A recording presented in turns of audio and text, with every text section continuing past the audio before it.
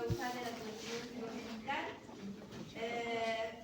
hacer énfasis en lo que es la epidemiología, quiénes son las personas que más se afectan de esta enfermedad, qué sucede, cómo produce la enfermedad, y saber el diagnóstico, el tratamiento y reconocer las complicaciones de esta enfermedad.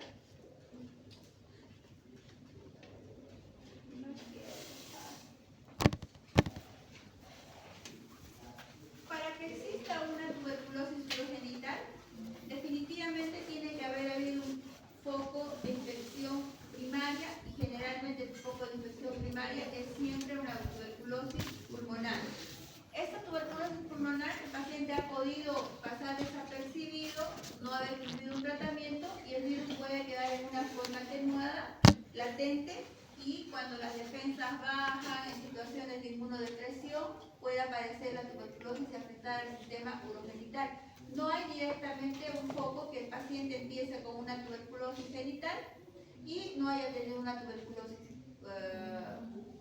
pulmonar, ¿ya? Entonces representa más o menos el 20 a 40% de los casos extrapulmonares. Sabemos y recordemos que el agente causal es el Mycobacterium tuberculosis, es un bacilo ácido alcohol resistente, es un aerobio estricto y el crecimiento de esta es lento, ¿ya?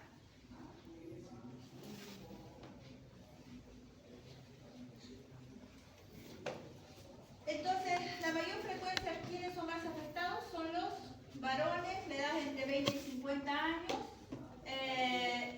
Una enfermedad que está asociada al virus del VIH y pacientes que tienen alguna enfermedad inmunodepresiva, ¿ya?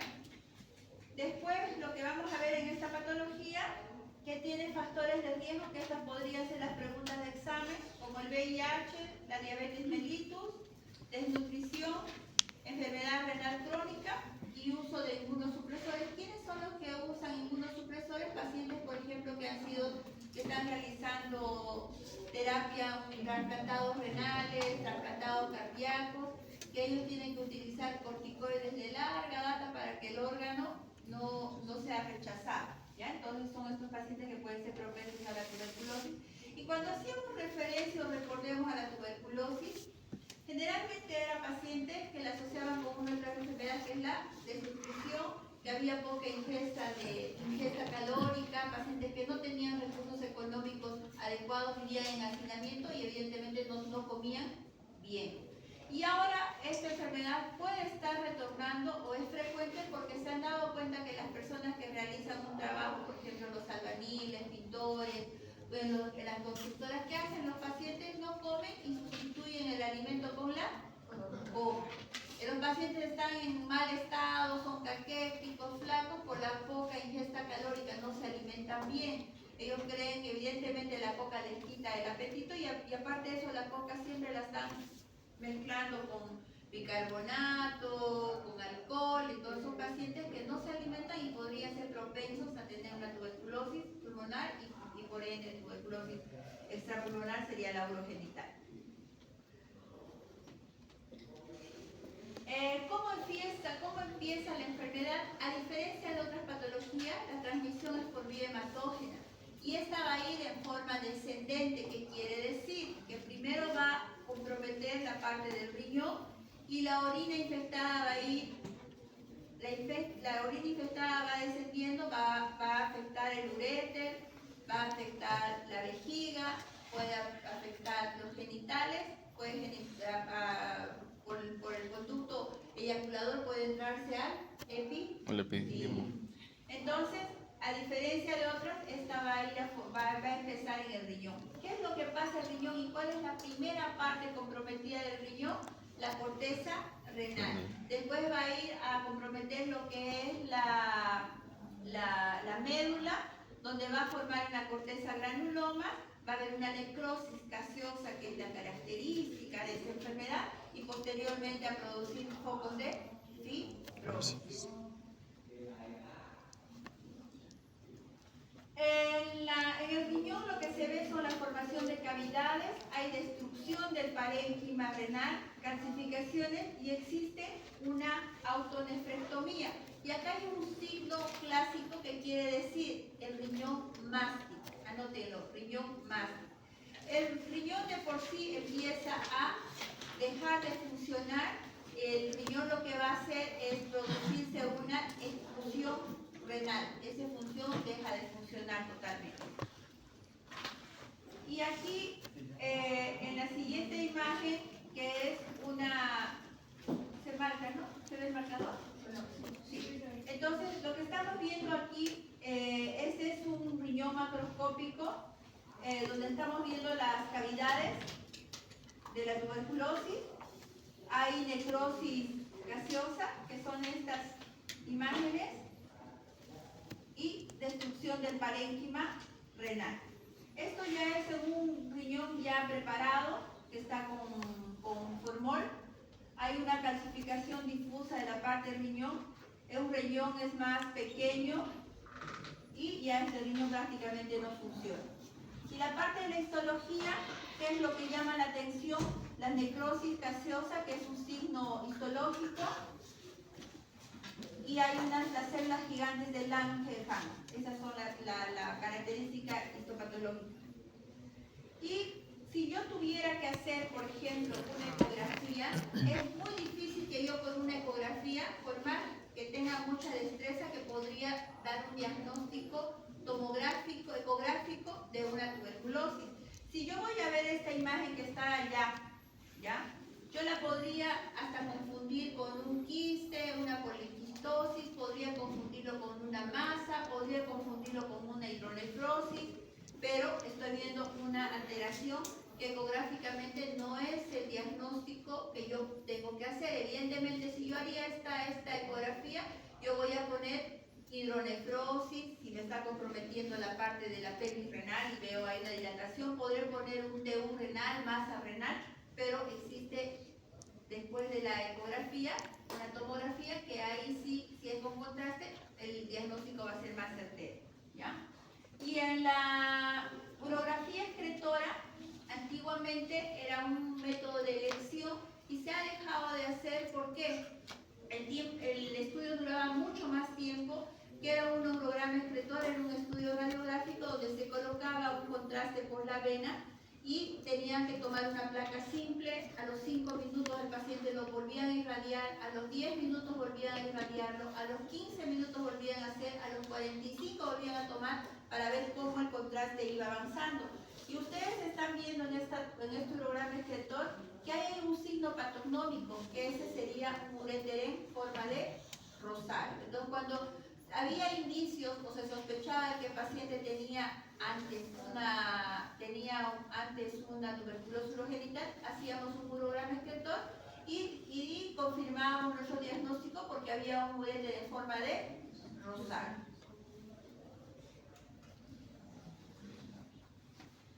Ahora, como hemos visto que la enfermedad ya se acentúa en el riñón y dependiendo de la etapa que nosotros vayamos a diagnosticarlo, va descendiendo en el uréter, y en el uréter, ¿qué nos va a mostrar? Ulceraciones, puede haber fibrosis, estenosis múltiples que están a condicionar a una hidronefrosis secundaria. ¿Y cómo es que se ve? ¿Cómo es que se ve?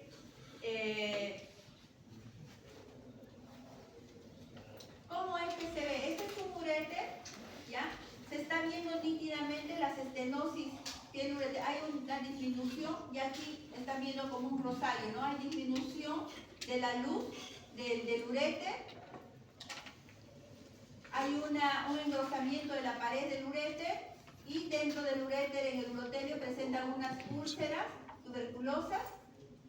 Aquí también estamos viendo una estrechez ureteral. Y repetimos la imagen anterior, el uréter en rosario, con una dilatación pielocalicial proximal. También aquí hay una estrechez a nivel del uréter distal. Y tomográficamente estamos viendo prácticamente un riñón que ya se está excluyendo, hay engrosamiento y estenosis del uréter a este nivel. y por dentro en la ureteroscopía se van a caracterizar por presentar las úlceras tuberculosas, y la mucosa va a estar totalmente cambiada del epitelio, ¿no? Y esta es la parte histológica. Entonces, va descendiendo la enfermedad, pasó por el uréter, dejó lesiones en el uréter. Las llamativas son las estrecheces de todo el uréter. Puede ser una, pueden ser dos, pueden ser tres, cuatro, conforme va avanzando la enfermedad, ya el riñón deja de funcionar y secundaria produce una hidronefrosis severa. El compromiso que tiene la vejiga puede producir una cistitis granulomatosa. Cuando habíamos pasado la anterior vez la clase de hematuria, yo tenía una hematuria y descartaba, podía ser de origen glomerular o no glomerular. La que es no glomerular pertenece a todas las enfermedades urológicas que te pueden producir hematuria: infección urinaria, litiasis, pielonefritis, cualquier tipo de situación que te produce una prostatitis, una cistitis intersticial, una pancistitis, una trigonitis, todas esas producían hematuria. Y cuando yo estudiaba la hematuria, ¿qué tenía que hacer? Tenía que hacer una endoscopía, una cistoscopía, y cuando yo entro en un paciente, ¿qué voy a encontrar en un paciente que tiene tuberculosis en la vejiga? Ya la formación de granulomas dentro de la vejiga, puede haber una fibrosis progresiva y la vejiga va a tener poca capacidad vesical. ¿Cómo yo veo la poca capacidad vesical? El paciente puede debutar y decir que el paciente tiene disuria, que el paciente tiene colesterol, ganas de orinar, puede tener urgencia miccional. ¿Por qué? Porque la capacidad vesical puede estar disminuida, y si yo hago en primera instancia una ecografía, ¿cuánto era la capacidad vesical? De 350 mililitros. Y si yo tengo una paciente que su capacidad vesical, ella ya se orinaba y solo tenía 100, tendré que pensar en estudiar más a la paciente, tendré que pensar que una enfermedad que produce disminución de la capacidad vesical es la tuberculosis. Entonces, yo tendría que tener, en un inicio, tendría que hacer la cistoscopía y voy llenando el suero. La paciente apenas empieza a llenar el suero y ella va a querer: doctora, tengo ganas de orinar. Y yo digo, no ha pasado ni 100 ml, entonces tendré que encontrar también granulomas, y la vejiga tendrá que estar en ciertas partes con cambio del epitelio y mostrarse una vejiga fibrótica. Cuando hablamos en la anterior clase de hematuria, había dicho que endoscópicamente yo hago buscando de dónde me está sangrando, porque voy a pensar de manera bonita que es una infección urinaria, ¿ya? Hice el tratamiento para la infección urinaria, pero el paciente mantiene la hematuria. Entonces, entro a la vejiga, me parqueo ahí, porque a los dos laditos están los meatos ureterales, el trígono, y yo me parquearé ahí y veré. Veo cómo eyacula de cada ureter con orina. Entonces, esa orina es aparentemente clara, ¿ya? Pero microscópicamente podría tener hematuria si viene también de arriba. O evidentemente, si es un cáncer renal, el paciente va a orinar con sangre. Cuando hablamos de la hematuria, que en un principio es un signo, porque estamos viendo la hematuria macroscópica, vemos las causas. Les había dicho que en la endoscopía y en la cistoscopía yo puedo ver una vejiga en el trígono, así como unas pelusas, como unas levaduras, ¿ya? Eso se llama trigonitis. Puedo encontrar que cuando estoy llenando la vejiga, en la distensión de la vejiga empieza a sangrar. O en la vejiga hay petequias, es una cistitis hemorrágica. O muchos pacientes también tienen poca capacidad vesical y sufren de un síndrome de vejiga dolorosa que se llama cistitis intersticial. Y cada una de estas patologías tiene sus manifestaciones. Por ejemplo, en la cistitis intersticial hay unas úlceras, el Hunter se llama, esas úlceras, por ejemplo, nosotros las identificamos y decimos: ah, esto es una cistitis intersticial, esto es una trigonitis, esto es una pancistitis, por las características de la vejiga. O sea, la cistitis, como le llamamos comúnmente a una infección urinaria, que no es la terminología, ¿qué quiere decir cistitis? Inflamación o infección de la vejiga, y hay múltiples tipos de enfermedades dentro de la vejiga, ¿ya? Entonces, en la parte de lo que es la cistoscopía, ¿Cuál es la característica de la tuberculosis? Que hay una cistitis granulomatosa, hay una fibrosis progresiva y esto es pregunta de examen, que existe una vejiga en copa. Y esa vejiga en copa no la voy a ver por endoscopía, la tengo que ver por siendo una tomografía con contraste o a lo que te muestre que realmente la vejiga está en copa, ¿no? Y aquí estamos viendo una cistoscopía, voy a poner el se ve, ¿no? Sí. La mucosa esteroidematosa, como la están viendo, hay múltiples granulomas. Esas zonas amarillentas son los granulomas que se presentan, que es característica de la tuberculosis. Hay una úlcera tuberculosa con fondo necrótico. ¿La están viendo ese con negrito? Al otro lado, ¿ya? Si no lo amplío, no lo amplío, ¿no? Entonces, estamos viendo igual en la anatomía patológica una mucosa inflamada y es eritematosa, edematosa. Hay las úlceras, esos son los granulomas. Y histológicamente igual, lo característica la necrosis gaseosa. Y la vejiga va tomando la forma de una copa.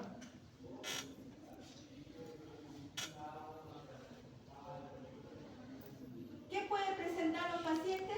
Disuria, polaquiuria, urgencia miccional, hematuria y piuria estéril.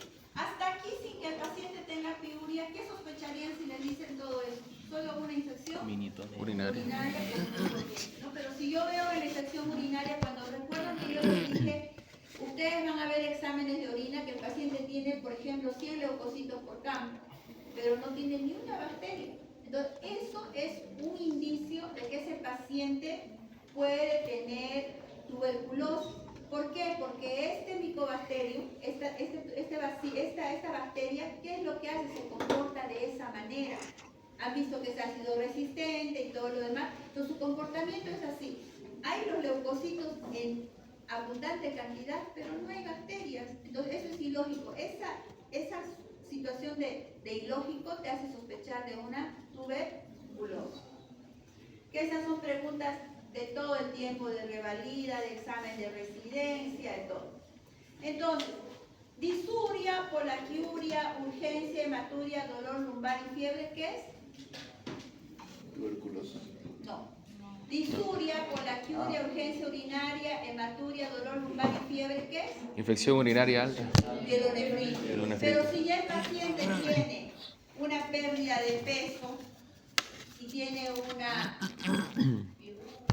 el paciente tiene pérdida de peso y el paciente tiene una orina estéril, Tuberculosis. entonces ya ahí vamos viendo los diagnósticos diferenciales. Ahora, ¿cómo llegar a la tuberculosis al epidídimo? Por el conducto espermático. Conducto deferente, entra el bacilo y se asienta la tuberculosis. ¿Por qué tendrá que haber una epididymitis? Porque a un principio, cuando es agudo el cuadro, está empezando, puede afectar el epidídimo y el testículo. ¿Por qué servía? ¿Qué función tenía el epidídimo para nosotros? ¿Para los hombres? Para que maduren los espermas. Están los espermatozoides, se alojan ahí y se transportan por el epidídimo. Puede producir prostatitis y puede producir infertilidad. Evidentemente infertilidad porque los espermatozoides en ese pasaje va a estar endurado, va a estar infectado y no va a haber buena producción. O sea, la producción está dada, pero el almacenamiento o la maduración no va a ser dada. Todo eso que produce infertilidad. ¿Qué será la salpingitis? Ya, entonces puede producir inflamación de las trompas, puede haber una endometritis, enfermedad inflamatoria pélvica e infertilidad. ¿Han llevado ginecología? ¿Están llevando ginecología? Sí, Entonces, doctora. hay mujeres que, por ejemplo, fuera del tema, ¿ya? Hacen abundantes secreciones vaginales. Mujeres que todo el tiempo están con la vagina, con leucorrea, llegan a tener un momento de una enfermedad inflamatoria pélvica, ¿ya? Y esto generalmente es por promiscuidad, porque la mujer no tiene que vivir con secreción vaginal. Entonces, las mujeres que tienen más de una pareja sexual o tienen una sola pareja sexual y el marido tiene 10.000, es como si ella estuviera con muchas parejas. Entonces, evidentemente cuando las mujeres tenemos el periodo menstrual, sí hay en algunas una manifestación de un dolor pélvico, pero no te puede doler todo el tiempo la pelvis, porque puedes tener una enfermedad inflamatoria pélvica, y esta enfermedad inflamatoria pélvica puede ser condicionada por cualquier enfermedad de transmisión sexual, por una endometriosis o por una tuberculosis. Evidentemente, para llegar a un diagnóstico o una sospecha diagnóstica, tendremos que ver a la paciente, preguntar si la paciente como antecedente ha vivido en hacinamiento, ha estado en una cárcel, la paciente es una paciente muy delgadita y ha tenido tal vez ya tratamiento para tuberculosis pulmonar, no tendría que haber ese antecedente. Llama la atención y tienen que ver ustedes que la piuria o la leucocituria es estéril, no hay bacterias. Tiene leucocitos 1000 por campo y no tiene bacterias. Entonces, eso es una piuria estéril.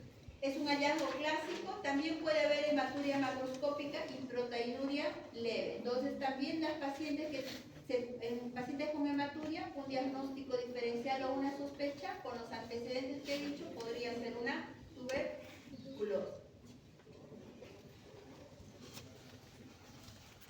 Entonces, ¿qué hacemos? El diagnóstico es microbiológico. Lo que se va a hacer es cultivar el Mycobacterium tuberculosis. Es el gol estándar, es la primera prueba que se toma. Y también existen estudios como el BK en orina. Y como hacen la prueba de los esputos, tendremos que mandar 3 pruebas de orina para buscar al Mycobacterium, ¿no? Y otra de las pruebas específicas también es el PCR urinario, donde es un diagnóstico rápido y tiene alta sensibilidad y alta especificidad. Entonces, ¿cuáles son los métodos de diagnóstico? Pues se puede hacer cultivo y PCR urinario. Y cultivo.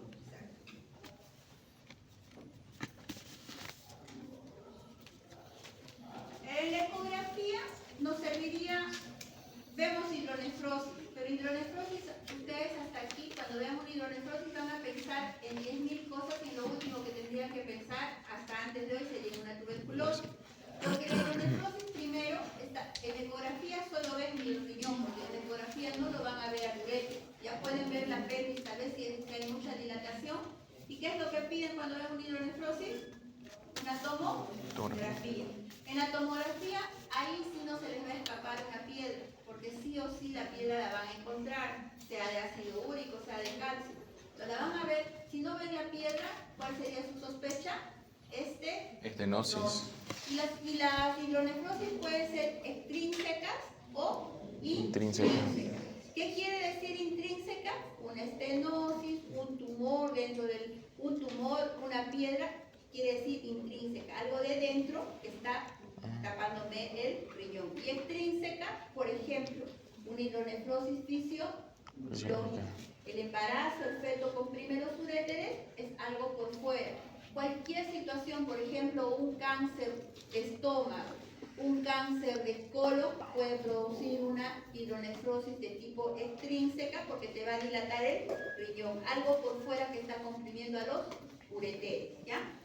Entonces, en la ecografía que encontramos una hidronefrosis, difícilmente esas cavidades renales y calcificaciones, las calcificaciones podrías pasar desapercibidas. Yo, por ejemplo, que hago ecografía, tendría que decir, solo informar como calcificaciones, porque la piedra produce sombra acústica. Entonces, una calcificación tal vez me muestre una sombra o no me la muestre, ¿ya? Porque la dureza, la formación no va a dar. Las cavidades podría confundirlas, como han visto en esa ecografía, podría confundirlas con quistes, podría con tumores. Entonces, el estudio específico ahora sería una uroTAC, ¿no? Vamos a ver la parte de la urotomografía, que también se llama, está mal empleado. Decimos nosotros tomografía con contraste, ¿ya?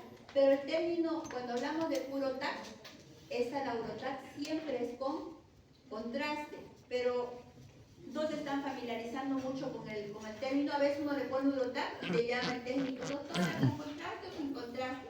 Se supone que la uroTAC es con contraste, ¿ya? Entonces, siempre ahora tengo que especificar yo método de imagen de elección que identifica, se va a ver nítidamente las cavidades, se van a ver las estenosis y el riñón que está excluido. Cuando yo encuentro un riñón excluido, ¿qué quiere decir?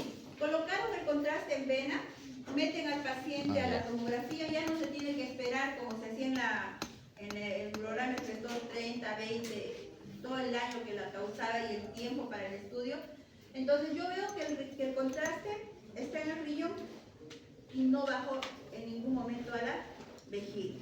Entonces ahí yo digo, este riñón no está funcionando, no hay una filtración glomerular, no está excretando el riñón. Entonces cuando yo veo eso en el informe tomográfico, yo como especialista, ¿qué tengo que hacer? Saber si ese riñón realmente funciona. ¿Qué prueba se pide? Gamografía.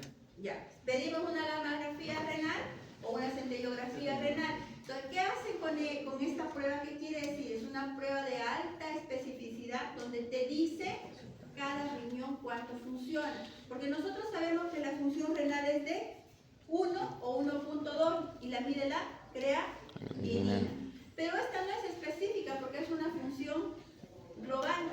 Y si yo tengo una exclusión renal por cualquier razón, y en este caso por tuberculosis, y yo sé que ese riñón no está orinando, no funciona, pido esa prueba para que yo tome la conducta. Si el riñón funciona 20% menos, yo ese riñón tengo que hacer una nefrectomía, no sirve. Pero pongamos que el riñón funciona 30%. Yo tengo que mantener ese riñón con vida de la forma que sea. Colocaré un catéter, pero el riñón prefiero que me funcione ese 10% porque les contaba al otro grupo que había un señor que se hizo una nefrectomía para donar su riñón y venderlo. Y el señor a los 7 meses que donó su riñón y en su recuperación se cayó subiendo a un trufi y se hizo un estallido del otro riñón. Entonces el paciente necesitaba vivir prácticamente con diálisis, hasta que consiga otro riñón y prácticamente me imagino que el señor en unos años más murió porque imposible pues que consiga donante y todo lo demás. Él por ejemplo tenía una función renal que era media chistosa, su riñón afectado funcionaba más que el riñón, ¿cuánto era? Sí. Funcionaba más su riñón que estaba hecho bolsa que el riñón que estaba normal, ¿no? Era increíble. Entonces, para mí es importante hacer un centellograma renal porque ahí se utiliza MCO y DPTO, que son radionúcleos, o sea, es medicina nuclear, ¿ya? Donde ellos te dan ahí te mide la filtración glomerular exacta del riñón, te mide la filtración glomerular de ambos riñones y su anatomía, cómo está, te mide todo, ¿ya? Entonces es importante. Después vemos la parte de la cistoscopía. En la cistoscopía es uno de los primeros estudios que el urólogo hace cuando hay una hematuria. Buscando, ¿qué es lo que busco en una cistoscopía cuando hay hematuria? Yo entro con la idea de que me voy a encontrar un cáncer de vejiga.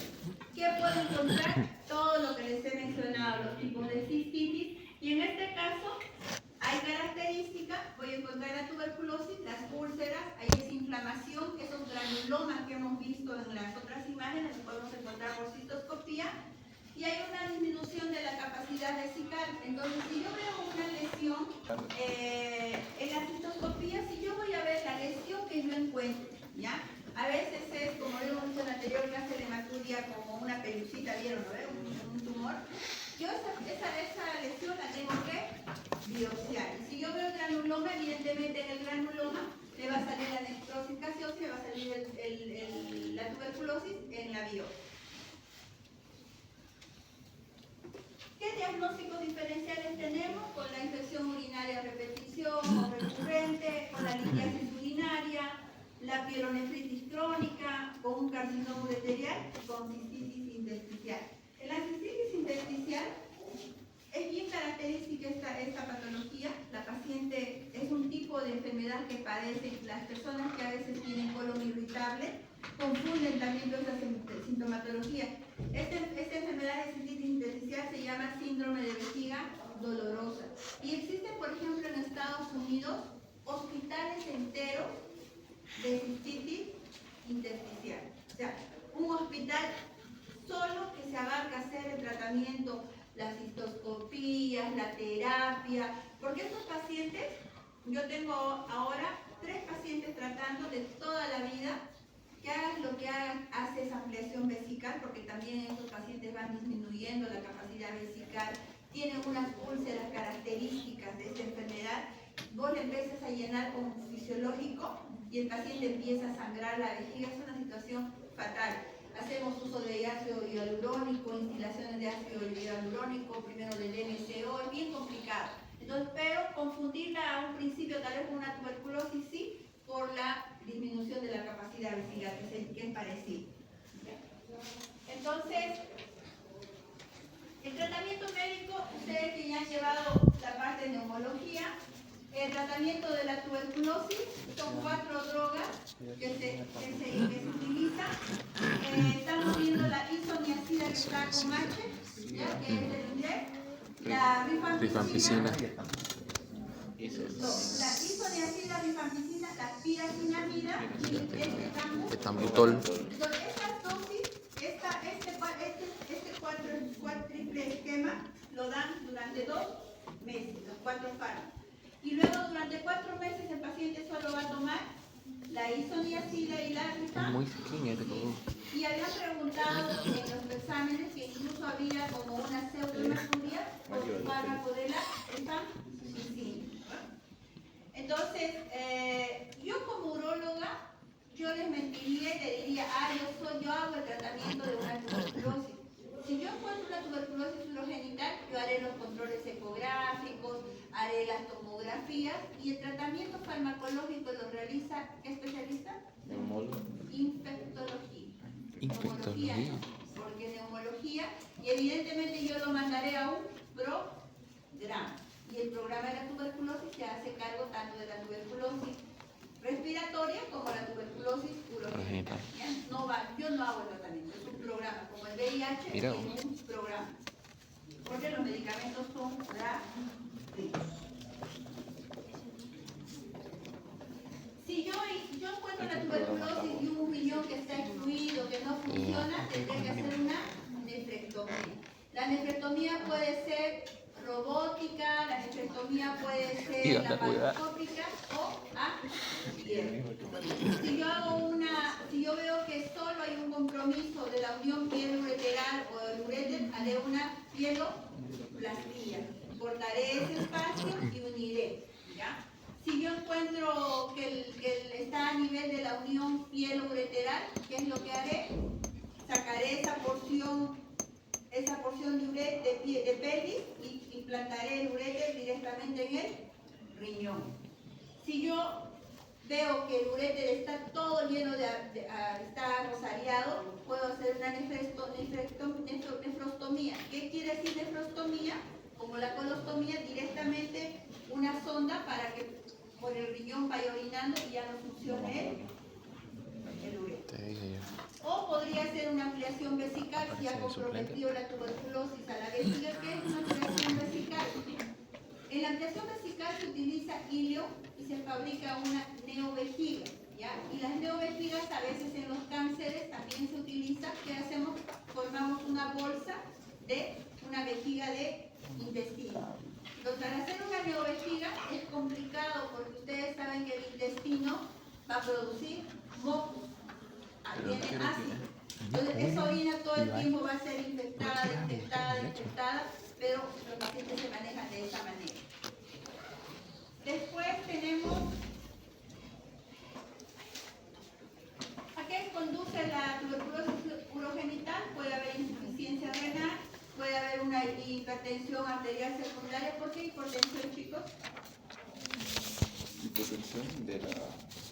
Una de las funciones del riñón con la glándula suprarrenal es controlar la presión arterial. Entonces, si está afectado esto, puede haber alteraciones en la presión arterial. La vejiga con poca capacidad vesical, para que ustedes sepan, si una vejiga tiene 100, solo con 100 ml ya quiere orinar, es una disminución de la capacidad vesical. Puede haber estenosis, infertilidad, si afecta el epidídimo, porque el epidídimo es donde se transportan, se almacenan, maduran los espermatozoides. Si a ustedes les viene un paciente de 35 años de edad con disuria crónica, ¿qué quiere decir? Que todo el tiempo le duele al orinar. Hay una hematuria, ¿qué piensan ustedes? Sin la piuria, que es una infección Urinaria. Pero si la paciente ya tiene una piuria estéril, eso quiere decir Tuberculosis que es una urogenital. tuberculosis. ¿Por qué recuerdo esto? Porque yo estaba revisando las preguntas de otros años, de otros doctores, y esta pregunta la encontré. ¿Ya? Entonces, esto para que ustedes vean, si les dice piuria estéril, quiere decir tuberculosis. Entonces, ¿qué nos llevamos a casa? La piuria estéril persistente debe hacer sospechar en tuberculosis para hacer un diagnóstico bastante temprano y no llegar a tener las complicaciones como que el riñón ya deje de funcionar, terminar con una nefrectomía. Por eso es importante que ustedes sepan los trucos que existen. Cuando he preguntado en la ruletita y decía, dame los valores normales, 3 valores normales del examen de orina. Entonces, en el examen de orina, leucocitos hasta 10 por cambio. Eritrocitos mayor o igual de 3. Los urólogos consideramos un poquito más hasta 5. Pus, nunca. Azúcar, jamás. Proteínas puede haber, ¿ya? Porque los pacientes que van al gimnasio toman proteínas en exceso, los pacientes renales, pacientes que tienen diabetes, pacientes hipertensos, pueden tener una proteína. Granulocitos, algún tipo de cilindros, quiere decir que hay un daño glomerular. A un principio yo lo puedo tratar como una infección urinaria alta, pero si persisten los granulocitos, los cilindros hemáticos, todo tener que mandar al nefrólogo. Los nitritos, nunca. Si yo encuentro un nitrito, sospecho de una infección urinaria alta, pero tiene que acompañarse de la clínica y el laboratorio. ¿Ya? Después, ¿qué más? Cetonas tampoco tiene que haber en la orina. ¿Ya? Bilirrubina jamás. Tricomonas, gardenelas no tienen que haber. Entonces, esos son los valores normales de la. Y si ustedes van a encontrar una leucocitosis 40, 50, 100 y sin bacterias, sospechan de tuberculosis. ¿Alguna pregunta? El tema facilísimo. Ahora, nos vamos a organizar para que lo van a hacer por afinidad. Me van a presentar, me dicen que la próxima semana es feriado, ¿ya? Sí. Entonces,